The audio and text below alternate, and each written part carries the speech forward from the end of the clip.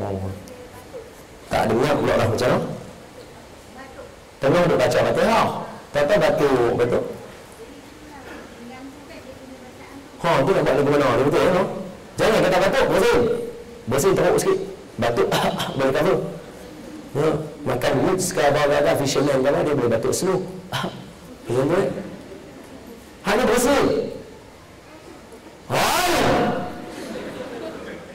Tu jenuh kataan ni lah. Macam mana bacaan? Ulang balik je. Tu je. Ulang kat mana? Bismillahirrahmanirrahim. Alhamdulillahi Rabbil Alamin. Baru lepas solat selawat tu, baca pun nak berlagu juga. Nak baca lagu. Bismillahirrahmanirrahim. Alhamdulillahi Rabbil Alamin. Ar-Rahmanirrahim. Tak apa. Ar-Rahman Rahim yang selesai lah. Sambunglah. Maliki Yawmiddin. Maliki Yawmiddin. Tak boleh lah. Dia buat CD sangkut lah. Tak boleh lah. Maliki Yawmiddin. Ulang balik. Sama macam bersin. Bersin kan dia suka main sengat dalam hidung. Kita tahu lah. Dia sengat dalam hidung. Kita tahu. Masa dia nak baca hari tak boleh lah. Sama macam muak. Iyyaka na'budu wa iyyaka nasta'in. Itu tak boleh suara betul. Tapi sebenarnya apa? La ilaha illallah. Awak lah macam rekam dah kawan lagu tu. Awak lah sampai macam tu. Tak salah. Tak salah dulu. Tak. Kalau muak semua-semua tu. Tak apa, muak. Iyyaka na'budu. Iyyaka. Ini apa? Allah ada lagi sekali tahu tak dia tu yang kami. Buat mengatuk sangat ya.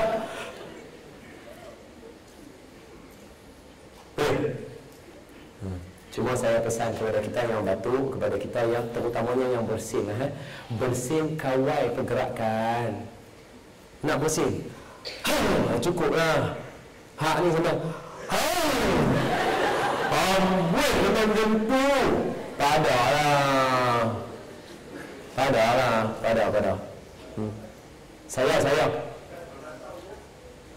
mengapa apa cak? Astagfirullahaladzim. Tak boleh lah. Awak yang daripada pergi kreatif dah. Bukan. Kita buat ustaz bukan orang kreatif. Makmum sebenarnya sebelah. Sami'am. Allahu Akbar. Hak tu tak boleh lah. Kena kontrol. Mana boleh macam tu. Cakap mula pelik-pelik tak boleh. Jangan. Sebab tu orang selalu kata apa? Orang, cuba tengok macam orang yang was-was kan. Astagfirullahaladzim. Kita tengok pendatnya. Hak dia tu tak tahu. Tapi dia Allah. Astagfirullahaladzim. Kadang-kadang saya heran. Pasal apa dia istighfar? Pasal apa dia istighfar? Sebab saya lupa dosa. Dosa tak mana mula belum ni. Astagfirullahaladzim. Cuba kalau imam. Allahu Akbar. Jadi tak boleh. Lama tu jadi. Rukuk dengan imam. Merepek sangat. Sama macam orang latah-latah kan.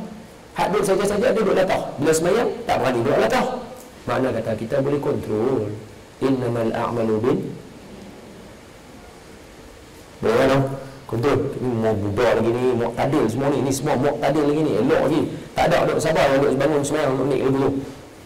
Allah. Ada? Tak ada ni semua kukuh lagi. Duduk betul lagi. Mana ada?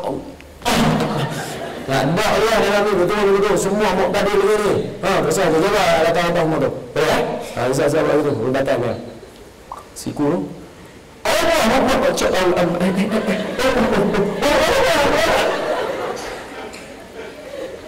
Hak tu teruk sangatlah. Jangan